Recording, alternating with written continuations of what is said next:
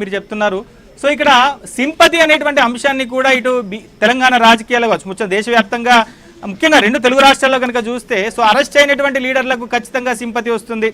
So వాళ్ళు భవిష్యత్తులో ముఖ్యమంత్రులు అవుతారు అనేటువంటి ఒక ఇంప్రెషన్ కూడా కల్పిస్తున్నారు. సో కేటీఆర్ కూడా ముందు నుంచి చెప్తున్నారు, అరెస్ట్ అయితే ఏమవుతుంది, జైల్లో కూర్చుంటాను, తర్వాత వచ్చి పాదయాత్ర చేస్తాను, సో జనాలు నాకు బ్రహ్మరథం పడతారు అని చెప్తున్నారు.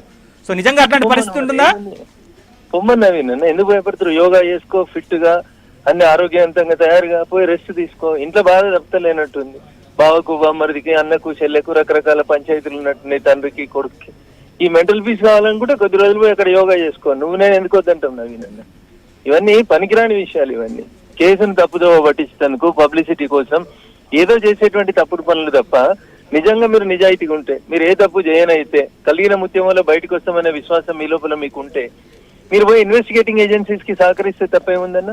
No one is above law Naveen అన్న. నువ్వు నీ మీద కేసైనా, నా మీద కేసైనా, కేటీఆర్ మీద కేసైనా పోలీసులు చేసే పని పోలీసులు చేస్తారు. ఎందుకు ఇంత ఇబ్బంది ఎందుకు పెడుతున్నారు కేటీఆర్ గారు?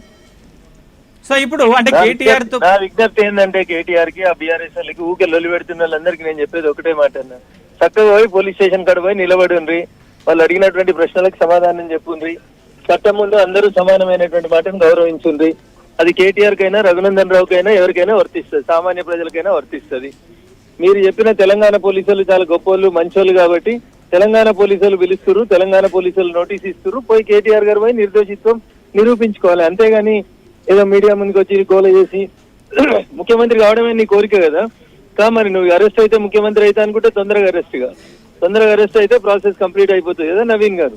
ఇవన్నీ సింపతి పాలిటిక్స్. చట్టం ముందు అందరూ సమానమే. తప్పులు చేసిన వాళ్ళు ఎవరైనా శిక్షించబడాల్సిందే. దానికి రఘునందన్ రావు, రామారావు, ఎన్టీ రామారావు అందరినీ అరెస్ట్ చేసిరు పోలీసులు. కేటీఆర్ ని కూడా ఇప్పుడు వేరే మార్గం ఏం లేదు, చట్టం ద్వారా అయినా శిక్షించబడతాడు అనేది నాకున్నటువంటి అభిప్రాయం. Right. Thank you Raghunandan Rao గారు.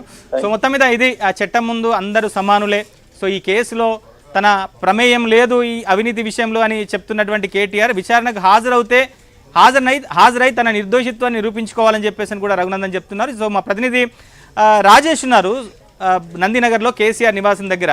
సో రాజేష్, సో ఇప్పటి వరకు తెలంగాణ రాజకీయాల్లో ఒక ప్రశ్న, ముఖ్యంగా ఒక ప్రశ్న అయితే ప్రధానంగా వినిపిస్తుంది. అసెంబ్లీ సమావేశాల సందర్భంగా ఫామ్ హౌస్కే పరిమితమైనటువంటి కేసీఆర్ ఎందుకు బయటకు రారు? అసెంబ్లీకి వచ్చి ప్రజల పక్షాన ప్రభుత్వాన్ని ప్రశ్నించాలి, ప్రభుత్వం ఏమైనా పొరపాట్లు చేస్తే సరిదిద్దాలి, లేదా ప్రభుత్వానికి సలహాలు ఇవ్వాలని చెప్తూ వస్తున్నారు. సో మరోవైపు అసెంబ్లీ ఎన్నికల తర్వాత లోక్సభ ఎన్నికల సందర్భంగా ప్రచారానికి మాత్రమే పరిమితమైనటువంటి కేసీఆర్, సో ఇప్పుడు ఈ పరిస్థితిలో ఆ పార్టీ వర్కింగ్ ప్రెసిడెంట్గా ఉన్నటువంటి కేటీఆర్ అరెస్ట్ అయితే సో అప్పుడైనా కేసీఆర్ బయటికి వచ్చేటువంటి అవకాశాలు ఉంటాయా? సో ఎట్లాంటి పరిస్థితి ఉండబోతుంది బీఆర్ఎస్ పార్టీ విషయంలో, బీఆర్ఎస్ పార్టీలో? ఖచ్చితంగా, ఎందుకంటే కవిత అరెస్ట్ అయినటువంటి సందర్భంలో చట్టం తన పని తాను చేసుకుంటూ పోతుంది. నా పిల్లలు కడిగిన ముత్యం లాగానే